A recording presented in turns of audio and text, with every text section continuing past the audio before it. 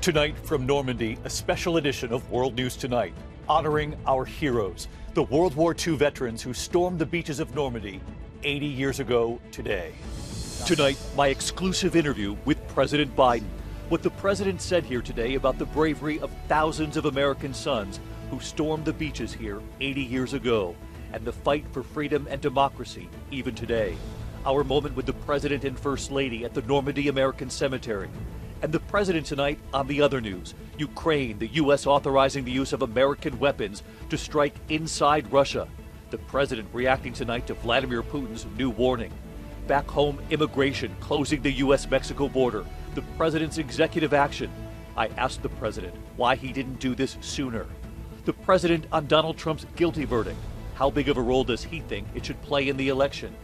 And we ask about his own son, Hunter Biden, and his trial. We ask, would the president pardon his son? Also here in Normandy tonight, the American veterans returning. We told them we would meet them at Utah Beach, where we witnessed today the crowd of strangers growing, then the applause for the American heroes, the gratitude here for their sacrifice. And the remarkable moment here between President Zelensky and an American veteran. What that veteran said to President Zelensky and what Ukraine's leader said back. The other news back in the U.S. tonight, severe storms up and down the East Coast. Washington, D.C., Philadelphia, and New York City.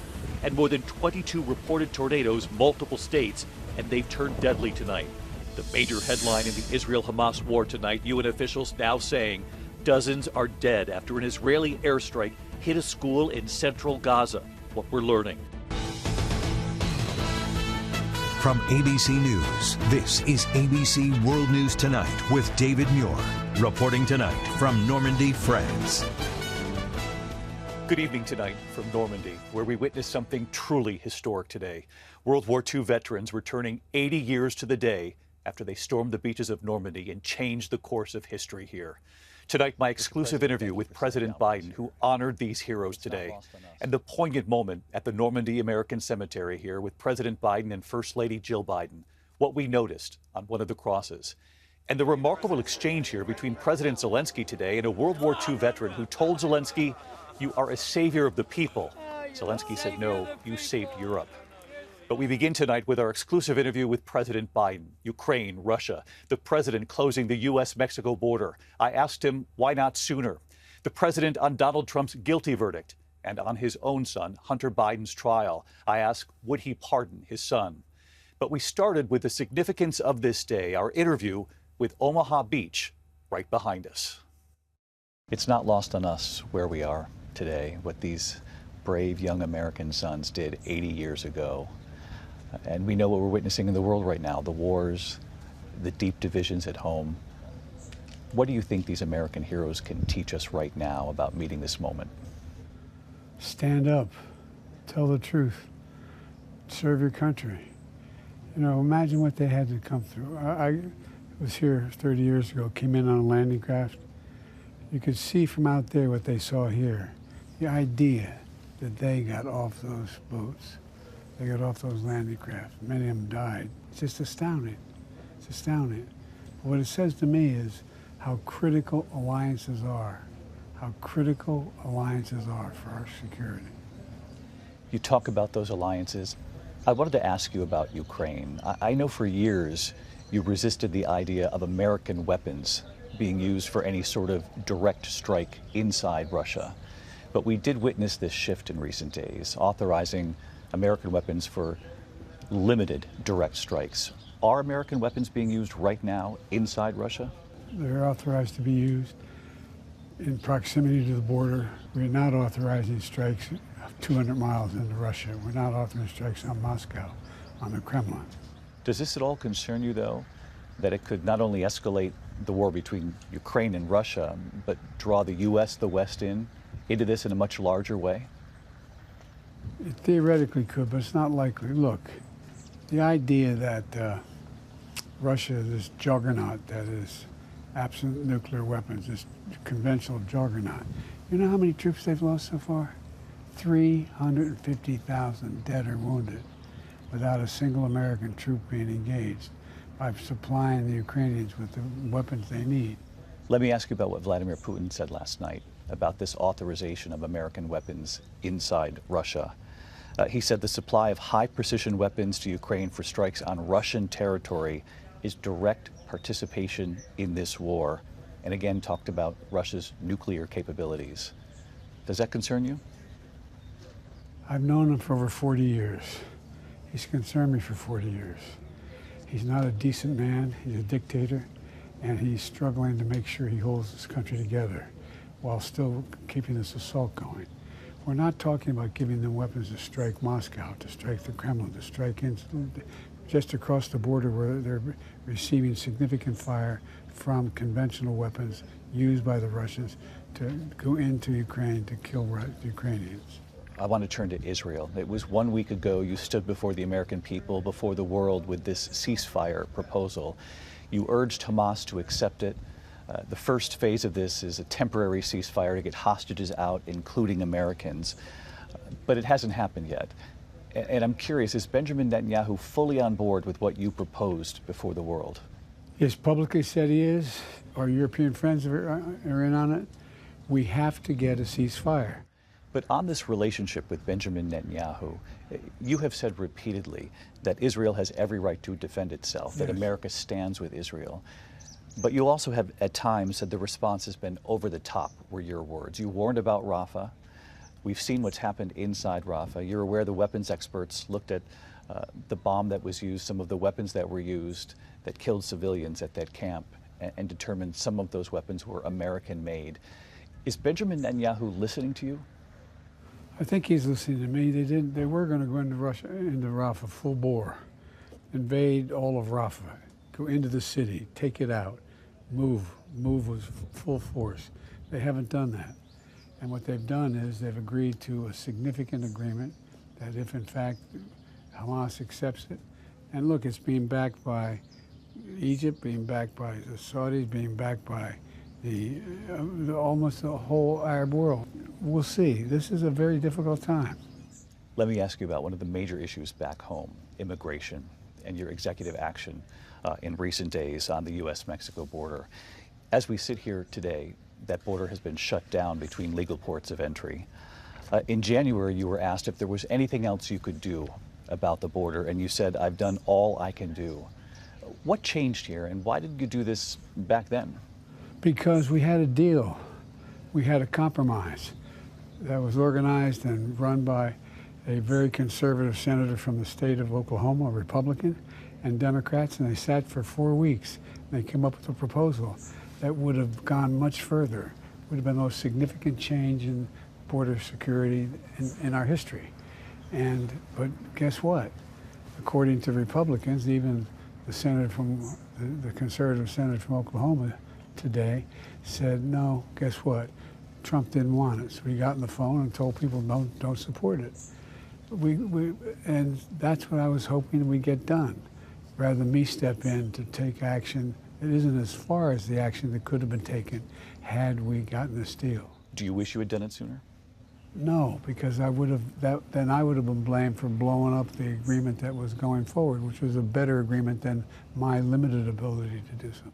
You bring up your opponent, Donald Trump. He has said of your executive action, he's pretending to finally do something about the border, but it's all about show. He says we have a debate coming up. Biden's executive order is weak and pathetic. Is he describing himself?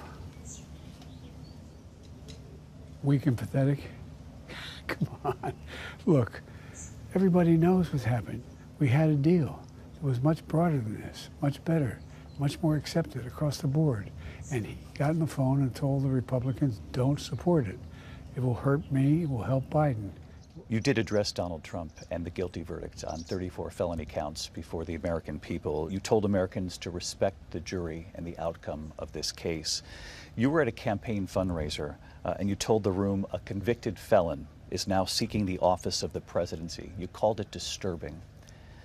What do you think the American people should make of this? How important do you think this conviction should be in this race for president?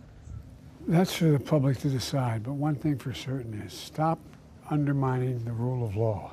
Stop undermining the institutions. That's what this whole effort is. All the MAGA Republicans are coming out saying this was a fix, this was a jury that this was a judge that set up to get Trump. There's no evidence of any of that. None. He's trying to undermine it. Look, he got a fair trial. The jury spoke like they speak in all cases, and it should be respected. As we sit here in Normandy, your son Hunter is on trial, and I know that you cannot speak about an ongoing federal prosecution. But let me ask you, will you accept the jury's outcome, their verdict, no matter what it is? Yes. And have you ruled out a pardon for your son? Yes. You have. Let me ask you, as we sit here today, you're preparing to speak to the world about the fight for democracy, both abroad and at home. We are 3 weeks from this debate. What do you think you need to accomplish on that debate stage? Say what I think. Let him say what he thinks. The things he said are off the wall. I want to be a dictator on day one. I want to move in a direction where he talks about, suspending the Constitution. All I have to do is hear what he says, remind people what he says and what I believe and what he believes. He's about him. I'm about the country. Are you ready for this debate? Yes. But on this day, the President and the First Lady are honoring the bravery here in Normandy. It's hard to stand here without recognizing the bravery of all of these young men 80 years ago this morning. The sacrifice they made to protect our freedoms, the things they fought for. I think what an obligation we have to preserve what they fought for. And the First Lady thinking of her own father, who enlisted after D-Day. You think about Donald Jacobs? I do. I mean, it's hard not to. And your father. So, he signed up. He was actually too young. My grandmom had to sign for him to sign up. And as a child, I mean, I have 4 sisters, and he told us about it every day. I mean, we knew he was, he so honored his service to our country. I couldn't help but to notice on this cross here, a comrade in arms known but to God. Yeah. Yep. One of the unknowns. Think of how many people never found out what happened to their child or husband. The President and the First Lady say they are determined to remember the sacrifice. The President and the First Lady right here with us today. As you know, we have been documenting World War II veterans for more than 5 years across the U.S., and we told them that we would meet them right on Utah Beach on the 80th anniversary of D-Day. And what we witnessed when we got there, it was remarkable.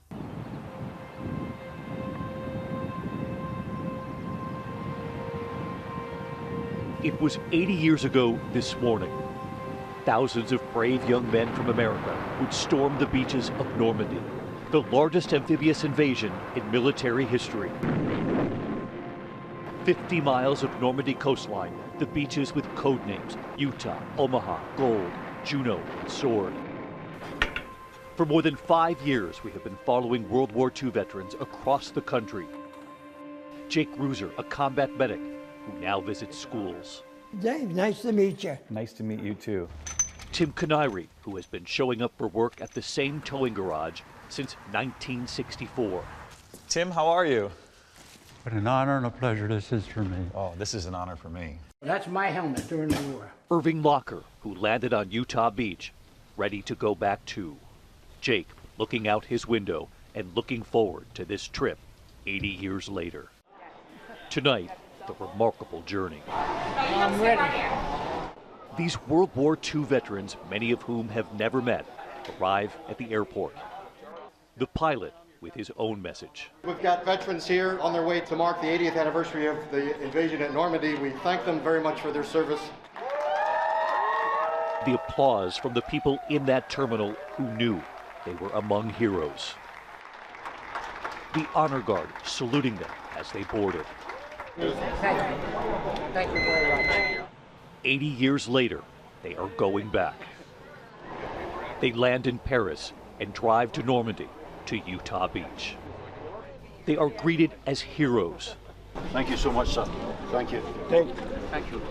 And after traveling the U.S. to document their stories, we told these veterans we'd meet them at Utah Beach. Gentlemen, Hello. good to see you again. Good to see you. All of those veterans, once young men, now returning to the beaches of Normandy. Alan Kinder has not set foot back on this beach in 80 years. He tells us he is grateful to be here. Alan, let me ask you, this is the first time you have ever seen Utah Beach in the daylight? Yes, we landed at midnight, and then we told me there was a chance to come here. I've kind of lived my life over again, and I've really, really enjoyed that. I've been able to bring my grandson with me. We've gotten closer. Irving Locker was determined to come back too. Irving, why was it so important for you to get back here? It was so important for me to let people know that freedom is not free. I thank God every single day that I'm alive and well, and people have to know that. People have to know that. Because many did not survive. They did not survive. Tim Canary says he still thinks about the brothers he lost here every day.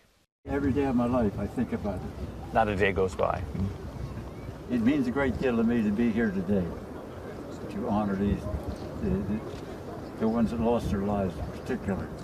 Jake Ruser tells us he's been moved by the strangers who have approached him to thank him for his sacrifice. You believe that if people remember the sacrifices that were made here, that it might actually bring our country together back home? I think they will. We're meeting people from all over the world. It's really something where they're remembering what happened 80 years ago here. Onofrio Zicari, who is now 101, he came to Normandy on the 75th anniversary, and he was determined to be here for the 80th.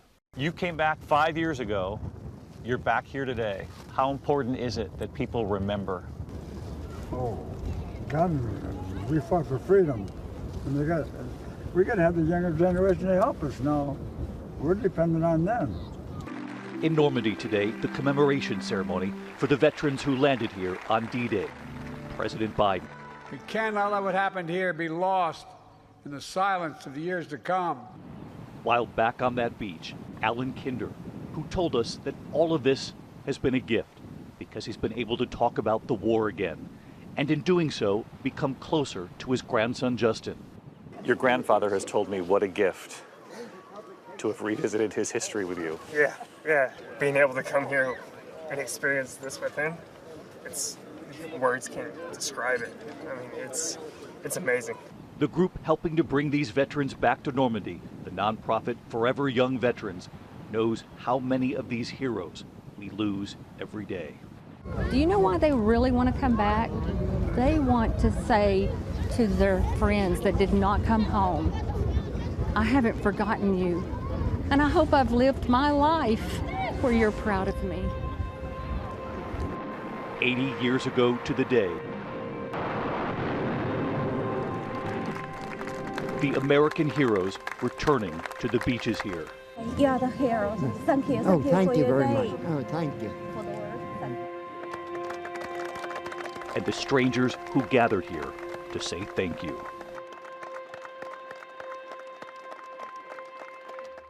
The heroes of Normandy returning 80 years later. When we come back here tonight, back in the U.S., the storms hitting the East Coast, Washington, D.C., to Philadelphia, to New York City, and the deadly tornadoes, a mother and a child in their home. In a moment here. Tonight, UN officials say dozens are dead after an Israeli airstrike hit a school in central Gaza. The Hamas-run health ministry saying at least 14 of the dead were children, at least 70 people wounded. Israel saying a Hamas compound was embedded inside the school. When we come back tonight, we're tracking severe storms up and down the East Coast in a moment. Tonight, alerts for severe storms in the east, a severe thunderstorm watch, Virginia to New Jersey, D.C. and Philadelphia in that watch, damaging winds, and more than 20 reported tornadoes, 5 states from Maryland to Michigan. Outside Detroit, a 2-year-old was killed after a massive tree fell on their home. The child's mother was rushed to the hospital. When we come back here tonight, a final note from here in Normandy on this historic day. Tonight, a note before we go. So many of the veterans we have met and followed for years were so moved by the strangers here coming up to them to say thank you, telling those American heroes they changed the course of history. I'll see you for a special edition of Nightline later tonight. I'm David Muir in Normandy. Good night. Thank you for making World News Tonight with David Muir, America's most watched newscast.